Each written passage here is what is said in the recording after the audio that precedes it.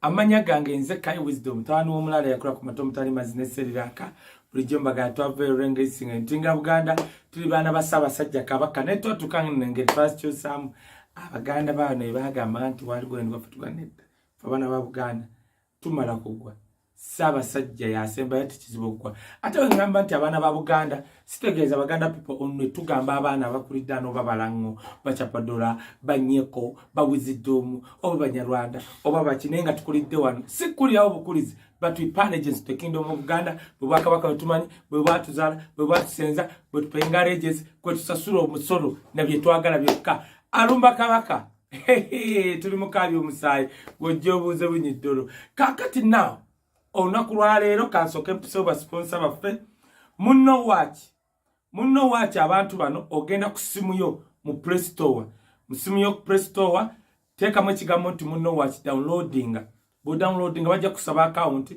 osobola kugulawo email ogunda address yonna mu Google empya n'ogamba nti kaye 002 ne password ne bagikwa kati n'obijjuzaamu oba n'ojjuzaamu eyo because teri era agenda giyingiramu then ojja kugobera ebyo nga ebigenda osasula emitwalo 3 yokka gumu 2 kuliko filimu zonna ez'aboogezi Maka Junior baani bonna ne starring njogere munno waki osobola zirabiranga ku simu yo oba no connectinga ku smartphone ku smart TV n'obangola munno waki nge omwezi ogugwako sasula emitwalo 3 n'olaba filimu nga mutwalo mulamba bwe biba byennyonnyodde tobitegedde gwe nkubira bukubizi ku simu ngambe Wisdom nga biganye enamba yange eri 0 7 eyo nga njimaze ndi musanyifu nnyo okuwulira obujulizi obudde mu kajani kano producer wandisuddeko ku ntebe eri tula ku ntebe na producer leero bannange wa mirembe miramba naye akajani kano bakayita Kelly Slim Tea oyagala tusala olubuto omujigajjo gono gwa buli kikato kana tokenda mu gym ojja kufiira bwe ojja gwe ekigo dia sigala ng'oli empunu yo olya byoyagala simanyi dia omaloko saka jani kano pakiti eno ya mitwalo 15 Uganda onako olusosi kasolo kola mu kefujjo era oba okoze kola ngo yonanye toyo baki ngotandika kosa kali organic kajante tuina wadde duka oba mmotoka ebutembeeta okuba bukubisimu ne bakakuleterawo oba oli mu America oba Europe oba luddawa tukaleta bulosi bakaita Kelly Slim Tea okulotya nsindika WhatsApp oba n'okwenda nga Wisdom njagala kajani yako nenkwata nenkwesimu y'omukyala bayita Yali ali mu America n'omusindika WhatsApp Wisdom yapadde namba eno ndi wano ntebe oba ndi wano mu America oba Bungereza njagala kajani nga bakakusindika emitwalo 15 gyokka muri mu pakiti 27 bw'oba tofunyeewo njawulo nga tukuddiza ssente ze tukulayiza bulayiza ne tugamba layira olimba bw'oba olimba Katonda akuggyeko omutwe wallahi kujja kuvaako now ngenda balaga video eno ebimu ku byali ku lunaku lw'abakyala lwa Nope naliyo bulungi naliyo n'omukyala bamuyita Irene Namatovu abatamumanyi ogi wange nze nali chairman we mu kwaya musomba beta Campus Student Center abaana bajja nga tuli awo kwaga kani ne batusinga mu debate netambula nejja Campus Student Center nendeta muganda wange nasaba ekifo binje byali awo binyimyako bulijjo Campus Student Center ntumiddeko director baligeya abaana bonna basomera Campus Student Center nabona abagala okwagira Campus Student Center katari Namatovu yali ogi wange twali ne ku lunaku lw'abakyala lwa Nope nali sikimanyi mu bulamu bwange ti Bobi Wine maama we yali street vendor yakitugamba awo ninga actually n'oluyimba lwayita superstar I think kati nali sirugendereranga nnyo yatuluyimbiramu awo Katonda wange my mom was a street vendor ne maama wa Bobi Wine oyo yali omutembeeyi yawunzika aguze kamwokya mwabala bakamwokya kati mugira bange ya gete n'ekyemmanga edda fenga tukyabeera nakasero bwe twagenda mama nga ina mikwano gya waggulu ng'eyo gy'olaba ku Acacia kati abantu abakolanga mu bazungu oba mu bagagga basulanga wansi wa KAMWOKYA eno wansi neera nabo tebabeeranga banaku kati lwakwa KAMWOKYA kati abantu bazimbye nnyo eno wansi okwera n'omwala twawunzika maama BOBI aguze olukuwa olw'okukira manga n'ekyewuunyisa we twogera wano kati Museveni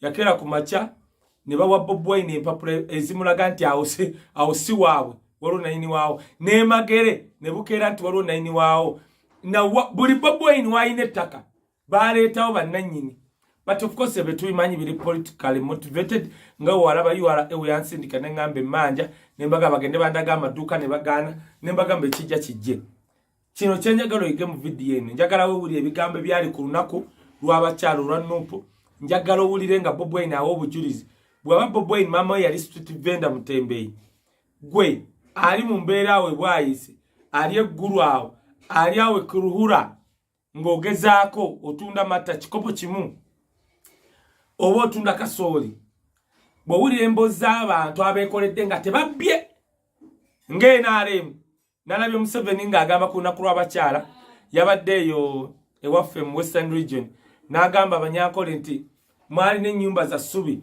kati mina zigoloofa njagala okujjukiza Museveni aboolaba n'eggoloofa abanyankole babbi abasinga abanyankole abakoze ne ssente zaabwe kozindeta bamponye waliwo oli ali eri omukiga akola kofi bwangi betumanyi nti beekoledde to me I think Sam Kuteesa yajja mu gavumenti yo ng'ayinawo ke yeekoledde bamutebire abasinga abawesitana be wawaanye nti bazimbye eggoloofa babbi bubbi naye abalala gye bali mu byalo byaffe be bangi nga bali mu nte zaabwe tebagaggawadde okuzimba ggoloofa naye nga bali bulungi.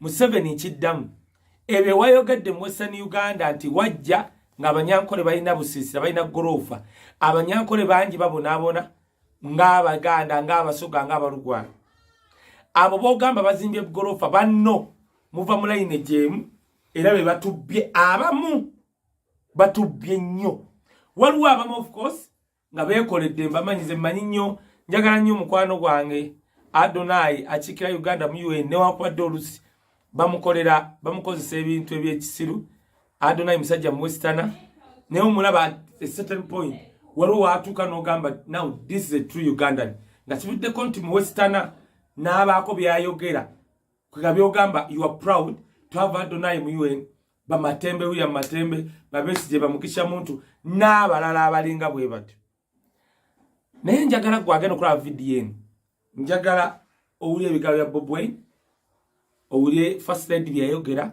I want to be inspired owulire bya Winikiza byayogera njagala wenjoyinga ebyaliwo bw'obola video eno sharinga nyiga akade nyiga wali ofuke gundi subscribe ku channel ate gitambuze gaba muno nti Kai Wisdom abeera hano Kai Wisdom official YouTube channel nendaze nkolagana nazo bwemba sikugambye zinoonye gyondabye Kai Wisdom buli saa 10 oba saa 2 wameka mbeera wano to entertain you okuyiga nga wetunyumirwa nagamba ndiye MP2B ku government ya Feddako ndi an official spokesperson wa First Family ya His Excellency Bobi Wine an official manyi mwogera nnyo ekyokubiri njagala okubagamba waliwo okulonda mu America okwa Yuna omwami gwe bayita Muvawala yakolanga ku radio ne yekolera erinnya yesimbye okuba vice president wa Yuna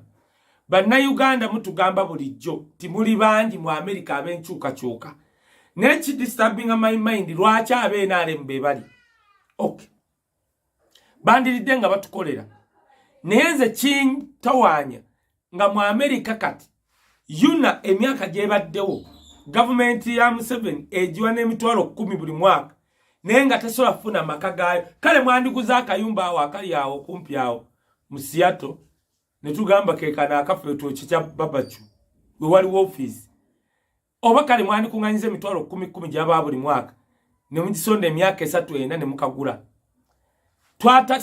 witas abamu abesimbyewo nga Muvawala bw'otuuka mu ntebe tufunire ekitebe mutufunire amaka ga Yuna Bannayuganda nga tujjeeyo ne mba mpangisiza kisaawe ne waliwo wetusobola okujjanga amaka ga Yuna ne kaba kaluumu nga maka Mubawala manyaze mu America akoledde bana Uganda atusiba wano wanchuka n'abenaale mugobagira abenaale mbagamba temulonda bulonzi muntu nti wenaale muba wadde sente mulonda omuntu agenda abakolera banna Uganda mwenna abali mu America mbadde mbasaba ku komiti n'abantu bogenda okulonda londa omusajja gwe bayita Mubawala kuba vice president wa UNA tumutaskinge tubadde naye abayingi bibanja abagenze Canada ne mu America abantu banja abamitiddeko mbasaba busabi tumutaskinge tumwe ekifo kya vice president kulwani ate naddala mwe bana Uganda bali mu America mugamba muri banchuka kuruno katu batunuulire bannange mumma Mubawala tujja kuba twewuunya teri kwekwasa Mubawala gwetuka kalulu gamba nze mu UNA kulonda muntu ogu Mubawala n'abalabe nagamba nkyogera out of passion twagala nnyo abantu abatubeereddewo ng'abantu b'enkyukakyuka nga banna Uganda tetwagala kulonda komiti bwe bagironda leero enkya nekende wa Museveni ne bafunayo buli omu $5 nga 15 toddamu bawuliza gwe weebuuza oba mu America at this time yunange ebaddewo ne mutuuka nga n'amaka gabuze tekijja soboka tujja byogerako ebya Mubawala mwabali mu America ne gye tugenda kanjagala olabe video eno olabe maama BOBI eyali omutembeeyi yatuuka ati okugula KAMWOKYA kati wetweyagalya nange ngenda nentuulawo tebangoba kati katutandike video eno nze kati nze wano mbasiibudde katutandike video eno kale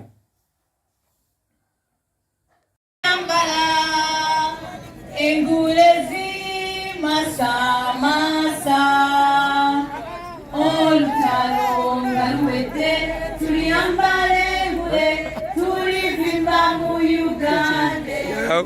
When the struggle is over, we shall wear the victor's crown. We shall wear the victor's crown. We shall wear the victor's crown. When the struggle is over, we shall wear the victor's crown in the new Uganda. People power. Our power. People power. Can Sounds. www.selectedkim.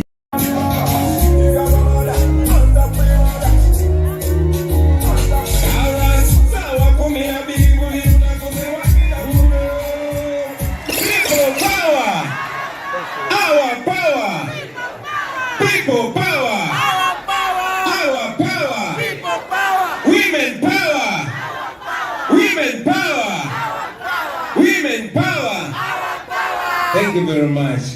Please take your seats.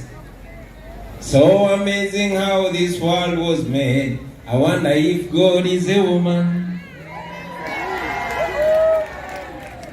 Alright. Sawa 12 buli lunaku ze wakeera ng'okuntwala ku nursery school.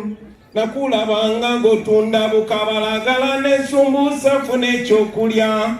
My mama used to be a street side vendor, but one thing she taught me, never to surrender. How she made it, I also wonder, playing the role of father and mother. Anyway, she never sold out, she dignity, my mother. Iyajigiriza katonda ye, my mother. Nafuka buli chimu chendirwa, my mother. Put up your hand for your mother. She's a superwoman. And you're a superwoman. Thank you. Madam First Lady, Right Honorable Winnie Kiza, a former leader of opposition and chairperson of the Alliance for National Transformation Party, Madam Deputy President, the Honorable Flavia Karolina Magabe, head of the Women Wing, all our women members of Parliament, women mayors, women leaders in all positions, I salute you. Today, while we celebrate the International Women's Day, it's my honor to address you. I know that today I just escorted the First Lady, but on this very special day, the day of nature, the day of humanity, the day of the true representation of God, which is a woman. I salute you.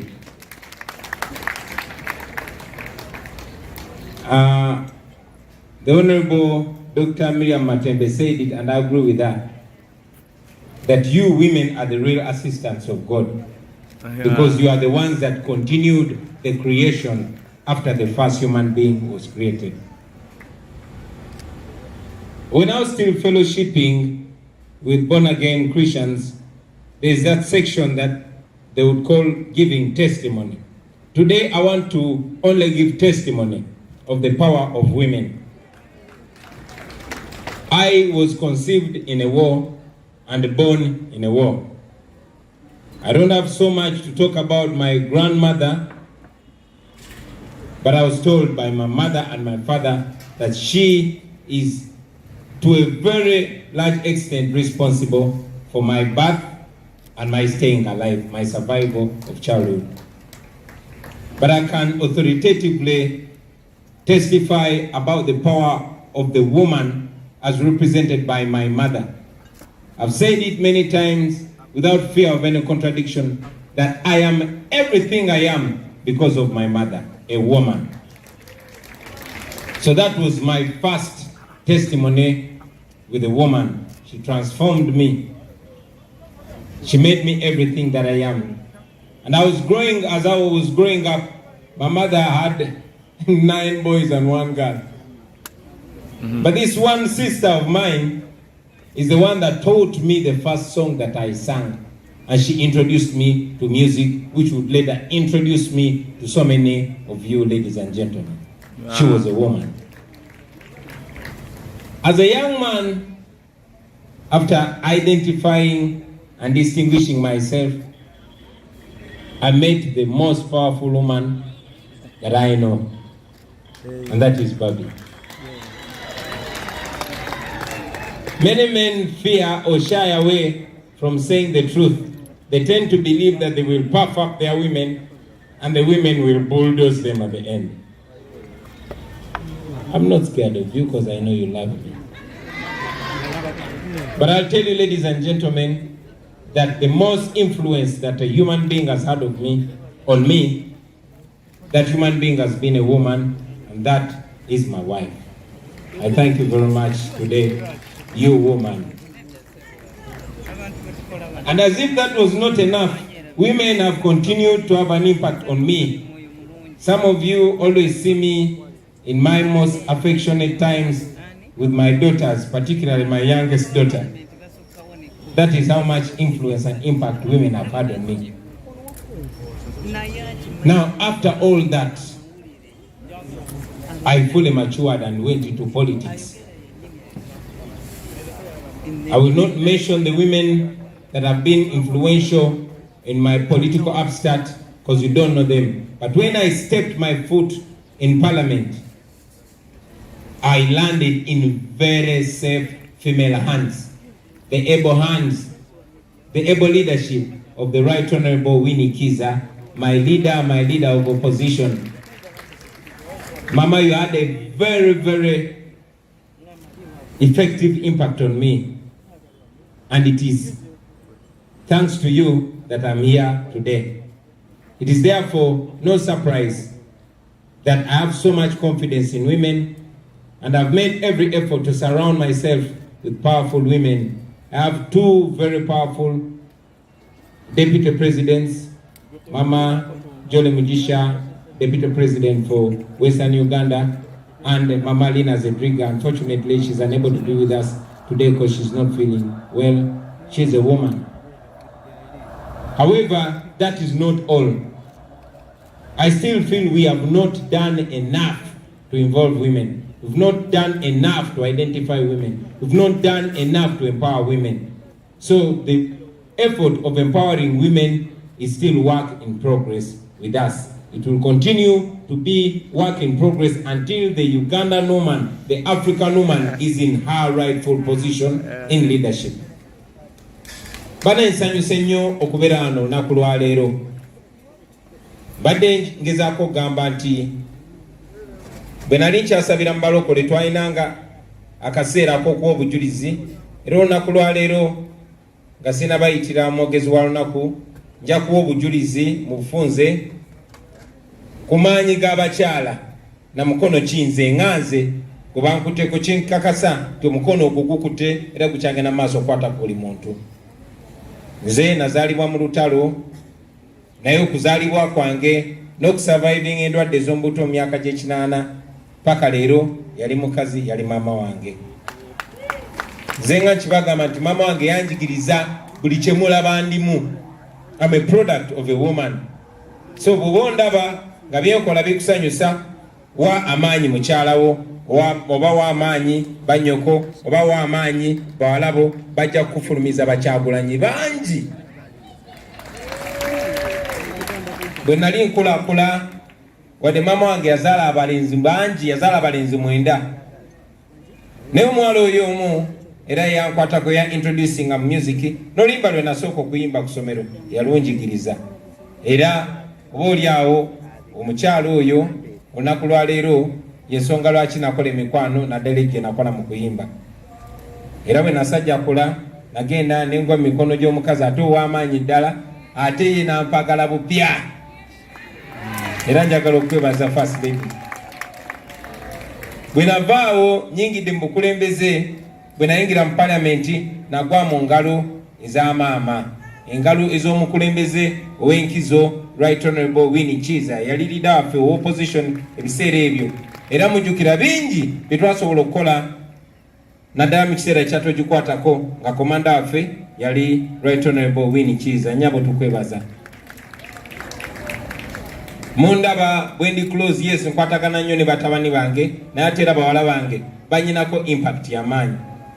Eyo no yensonga lwaki ne mu ntambula zange ne mu bukulembeze bwange ngezaako okwetooloola abakyala n'okumakinga sure nti ntampinga mu maanyi ago ag'abakyala. Njagala okwebaza Deputy President waffe owa Western Uganda, Deputy President waffe owa Northern Uganda, mukulembeze waffe ow'abakyala na mwenna abakyala abasobodde okola kye mukola okukyusa ensi n'okukyusa ffe bakulembeze bannammwe. Era njagala obategeeza mwenna ng'oli eyo nga weegomba bye tukola naddala nze ng'omuntu njagala omanye nti ndi kikyendi olw'omukyala olw'abakyala. Era bw'oba oyagala abaana bo oba abantu babe banjawulo, omukyala gw'olina mwannyoko oba muwalawo bawe amaanyi. Abakyala b'amaanyi nnyo. Waliwo enjogera gye bagamba nti if you want to teach a person, educate a boy, but if you want to teach a nation, educate a girl.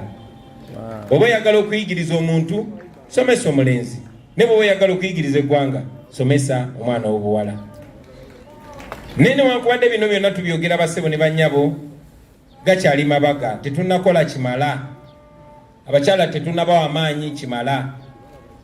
Ekyo kiyinza okuba kiri ku society yaffe, kiri mu nkuza gye batukuzaamu nga ne bw'oba totegedde weekanga onyoomye abakyala, ne bw'oba tokigenderedde weekanga obayisiza ng'abatalina mugaso gumala. So it's my humble request to all of us that we don't only recognize the importance and the power of women only on International Women's Day, but let every day, just like it is Men's Day, let it be Women's Day as well. Women and men are like two wings of a bird. When one wing is broken or even damaged, the bird cannot fly well. So let us service both wings. Olunaku lwa leero bassebo ne bannyabo nga bwe mbagambye tinazze nange kuyiga okuva eri abakyala. Nazze kweyagalira mu bakyala ab'amaanyi abatwetoolodde. Nja kumaliriza nga nkujjukiza Madam First Lady. Tujjukira nga 11 Julayi omwaka gwa 2017 olwe nalayira nga member wa Parliament. Naye ebigambo bye nayogera byonna mbijjukira. Nakugamba nti bwe naaba sinaba kufa lazima olina okubeerako First Lady w'eggwanga lino. Kati olina ky'oŋŋamba toli First Lady. Kati obuzayo kimu kyokka kugenda wali eri ntebe mu ntebe era byenkolako. I love you. So with those few remarks, allow me to invite you to speak to the women and the men of this nation. Thank you very much for good and kind.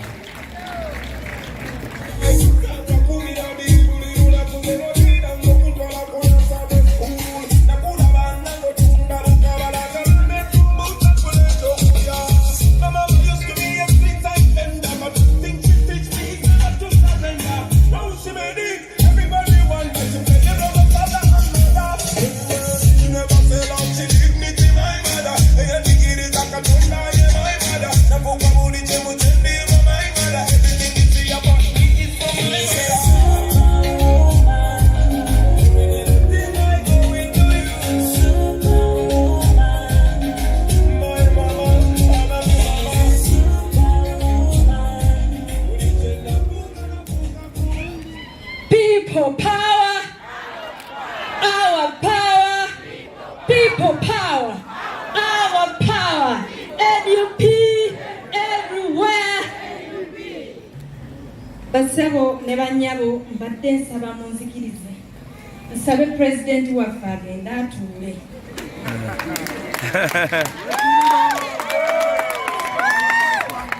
Amazing how this world was made. I wonder if God is a woman.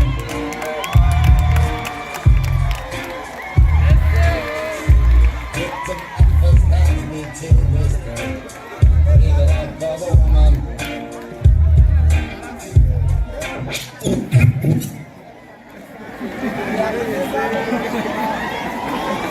Dani kakola ako tagwa chigo. Akakandu kazibu. Simene wakakola. Omulungi mwami Kyagulanyi Ssentamu Robert. Nekagana.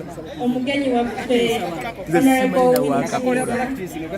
abakyala eddoboozi yaffe mu Parliament ba MPs okuva mu bitundu eby'enjawulo, abakulembeze mu kansozi, bammeeya, abakyala mwenna abali under the women wing. People power, our power. Njagala kutandika n'okwebaza Flavia, Honorable Flavia Kalule, nkwebaza emirimu gy'okola mu bakyala. Okutegeka ekintu ekinene nga kino si kyangu, si muniino. Okutuuza obutebe ne bujjula. Ffe ng'abakyala manyi nti bingi bye tukola, naye okutuuza ne mujja mu bungi bwe muti kintu kirungi nnyo era nkwebaliza obukulembeze obwo n'okutegeka obulungi. Ndabye bategeka emmeeza nga bajjula emmere. Essaawa zigenze ziri ssaawa 10:15. Sigenda kubalwisa kuba ekisooka kizibu nnyo okwogera nga pulezidenti amaze okwogera. Bw'aba ayogedde nze ani ayongerezaako ennyo? Kiki ekyo kyemba njogera kyakaayogedde? Taata neyanziza okumperekerako leero. Ngenda kwogera bitono naye mbadde nsaba mumpe obudde bwammwe mumpulirize. Siri mwogezi nnyo era bwe mbanga mwali mubaddeko ku mikolo gye mbeerako sisussa wadde dakiika 7 nga njogera. Ngenda kwogera ku society and women, how society looks at women, how the people out there, the people we live with, look at women. Society expects plenty from women, but it gives them nothing and takes away everything. Society expects us to age gracefully, but never let ourselves go. Society will expect us to live like we have no children, work like we have no children, and parent like we have no jobs.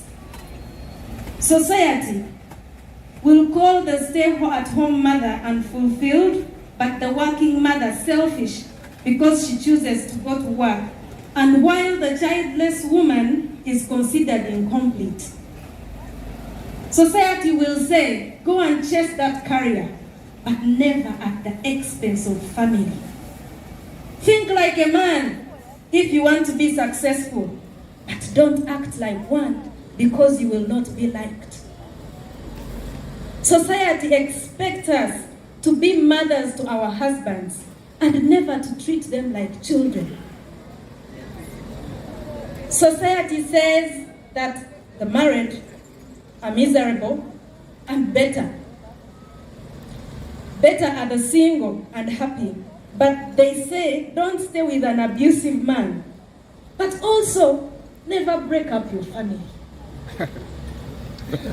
Society says do not marry a stupid man for love, but don't stay with a successful man for security.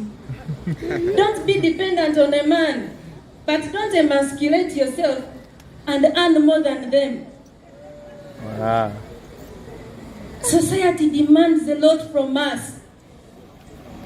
Is it a crime to be a woman? But we are women, aren't we? We are. None of us chose to be a woman. I am. And none of us chose the community that we live in. Bumufunze mbadde ngezaako okugamba nti wano we tubeera ku nsi kuno kwe tubeera abantu be tubeeramu balina ebintu bingi nnyo bye batwagaza.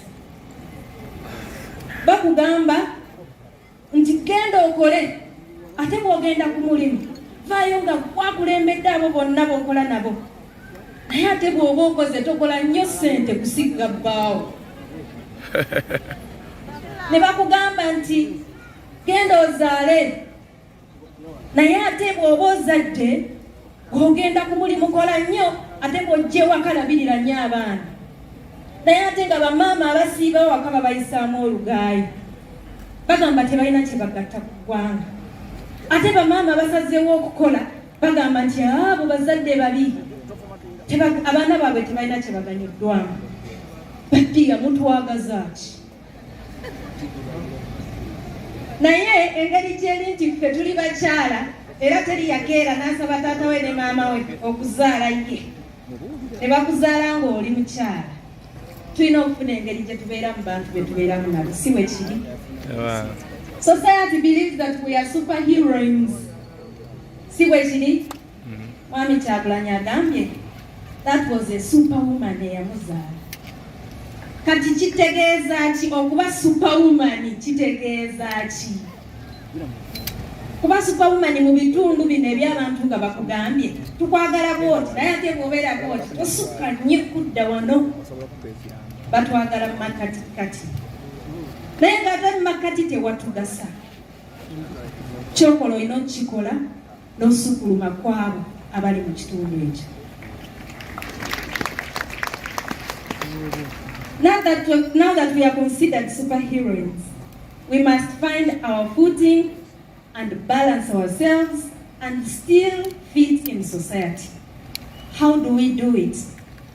Nina omuntu eyambuuza nti naye bwe ki ky'otosobola kukola? Buli kye tulaba nga weegasseemu okukola okikolera ddala nga kyekyo. Omalako otya okukuuma obufumbo emyaka egyo gyonna ate n'osobola okuwaayo obuweereza mu ggwanga mu ngeri gy'obuweerezaamu? Nja kubawaayo obuntu butono nnyo obumpangaazizza obunsobozesezza okubeera ekyo kyendi. Kino nkiwa kwabo abandabanga mmenta waabwe nga lw'olumodo waabwe. Bw'obanga olabira ddala nga babi waayimiridde, bw'olabanga lw'olumodo wo, njagala kukuwaayo obuntu butono nnyo obugenda okukuyambako okubeezaawo famire yo ate naawe okole emirimu gyo osobole okubalansinga obulungi. Ekisooka, bw'oba wakufumbirwa omwami ng'alinga Kyagulanyi Ssentamu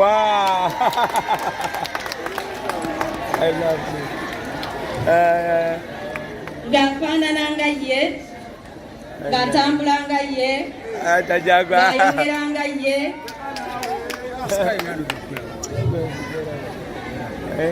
mu byaddala londa omwami akubeererawo nga ttaanowo.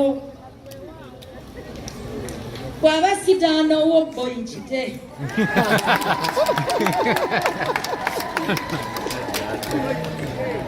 kasita obwattaano bugaana bukakasa tolwawo funa ekkuba eddala.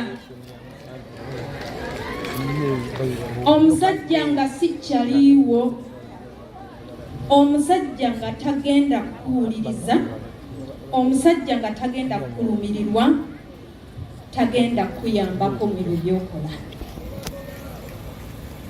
Kitandikira ku kulonda mubeezi. Londa oyo agenda okuvulubana naawe. Kitegeera. Nina ekintu kye njagala ennyo, njagala okwebaka otulo. Nze bwe neebaka saagala kinyeenya. Ate neebaza Katonda nti omwami wange ekyankimanyi. Kyetaafa. Abaana bwe bazuukuka okugenda ku ssomero ku ssaawa 11 nakoma dda nnyo okumanya bye bambadde ebye bapaakinze. Bayaba abimanyi. Bamba neebasi. Ekyo nkimwebaliza naye yaŋŋamba ekyo akikola kuba aba ayagala emisana mbeere nga ndi alert nga nsobola okukola ebyo naye ebimuyise mu ngalo. Kati awo emisana mba steady. Era ebiba bimuyise mu ngalo nange mba njoolawo byoli.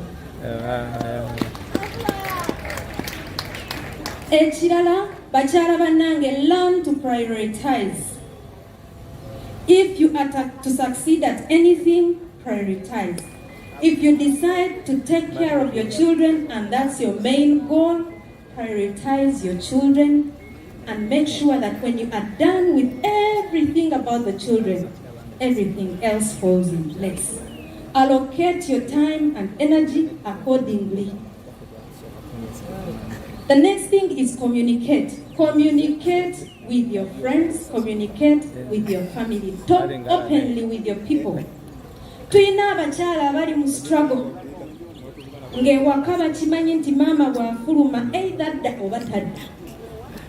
Kuba yabagamba dda nti nze ndi ku front line, enze toba busajja buno. That woman communicated with their family.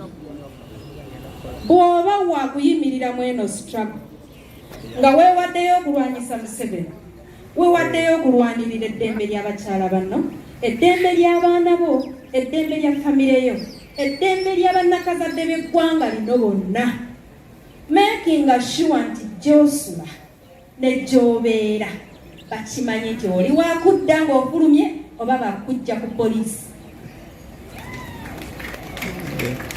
Please communicate.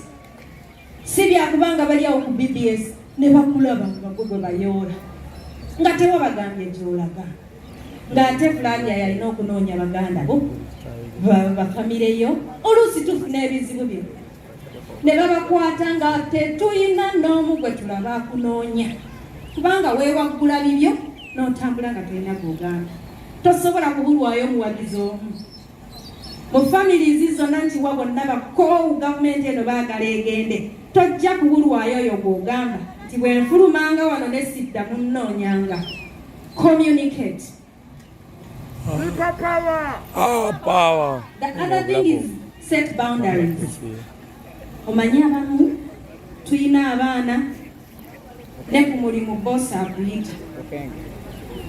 Boss tamanyi ddi lwalina okukoma okukunoonya. Mukwano gwange Zahara yeriko oyo sisobola kuba ku ssimu ye nga zisuse essaawa 4. Bana gigezaako emirundi ng'esatu n'engivaako.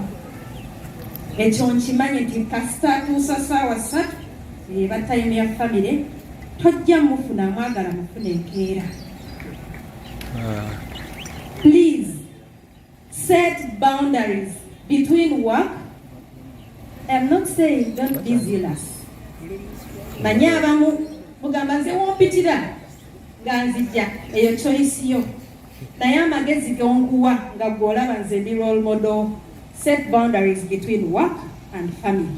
Kijja kuyamba nnyo okuconcentratinga ku kintu ekimu at a time. Ekirala delegate. Ndi wano ziri ssaawa 10 ssaawa za kujjayo baana ku ssomero naye nina kuweereza ggwanga. nina omuntu gwe neesiga asobola okunzigirayo abaana ku ssomero bwe mba sisobodde. Mu mikwano gyo, mu famire yo, mu bantu bo tosobola kubulwamu muntu gw'otuma n'ogamba nti bwe mba sisobodde kukola kino nyamba okinkolere. Tulabye Flavia wano ng'alina komiti y'abantu bangi nnyo. Tuli mu kwebaza Flavia, si bwe kiri? Naye layini ebadde mpanvu bakyala nga 19 abakoze omulimu guno. Ffenna tetuli mu kweyagala. She delegated. Olina okuyiga okubaako abantu abakuwa ku buyambi wano na wali. Ekisembayo, you have to plan. Banaye mukozese ku kalenda. Flavia tukolereyo obutabo bwa NUP babutuwe tubere nga tuwandiikamu nti leero ku Mande ku ssaawa 3 nja kukola kino. Ku Lwokutaano ku ssaawa 7 nja kukola kino. Plan ahead of time oleme kuvulubana ng'essaawa etuuse. Ekisembayo mwerabirire.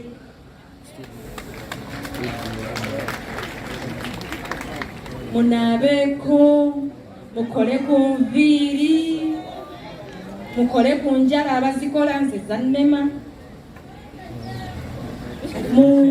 Mwambale ku bugoye banaye. Ku bugoye naye munsaaliza munyumye leero abakyala b'NUP. Mwatungisiza otugoye twa blue, red and white. Singa mwangambye nange nentungisayo. N'abawala abatunga engoye bano betuyigiriza ebyalaani baali nkoleddeyo. Subiddwa. Naye mwerabirire. Tubaagala nga munyirira, nga munyenye bbina mu gomesi, nga mwesiiza akazigo, bagambe nti abakyala b'NUP kyekyo. Si bwe kiri? Muyiga okwerabirira. Si kyangu okustrikinga balance ku famire ne ku mirimu. Ebyo byonjogedde biyinza okukolera, biyinza obutakukolera. This is not a one size fits all procedure. Kiyinza okukolera, kiyinza obutakukolera. Therefore, it takes time, effort, and trial and error to find what works best for you and your family. Mwezuule si bwe kiri? Mwezuule mumanye ebibakolera. Abakyala b'NUP njagala kubeebaza. Nga nsembayo okubeebaliza obuvumu. Muli bagumu nnyo. Mwebale. Okusigala ku ludda oluvuganya gavumenti eno emansa ssente buli wamu. N'osigalawo. Ne bajja ne bakugamba tujja kukwata, bwe tunakukwatira mu nzikiza tujja kukurepinga. N'osigalawo. Abalala obufumbo buganye kubanga babba bamwe bali ku sayidi ndala. N'olemerako. Njagala kubeebaza. Mwebale kusigala ku mulamu ogwo. Njagala kusembayo nga neebaza maama Miriam Matembe. Nze gwe mulaba wano lw'olumondo wange nga nkula yali Miriam Matembe. Wow. Era nkimugambye ng'ali awo.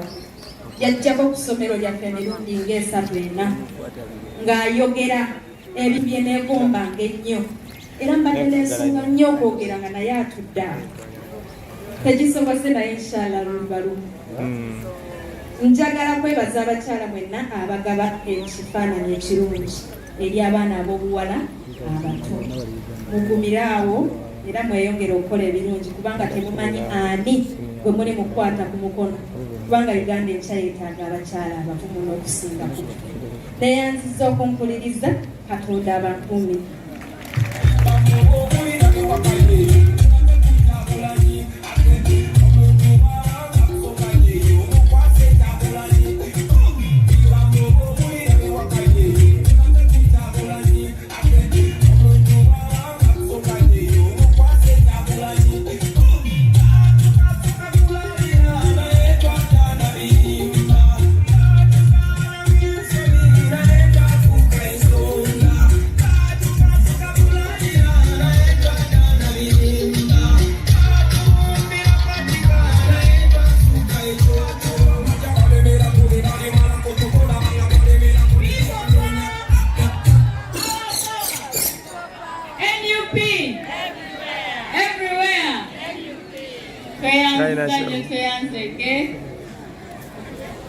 First Lady waffe omukyala Babi Kyagulanyi Musonda za Uganda yonna n'abaami abali wano olwaleero ku lunaku luno abakyala ba National Unity Platform as they celebrate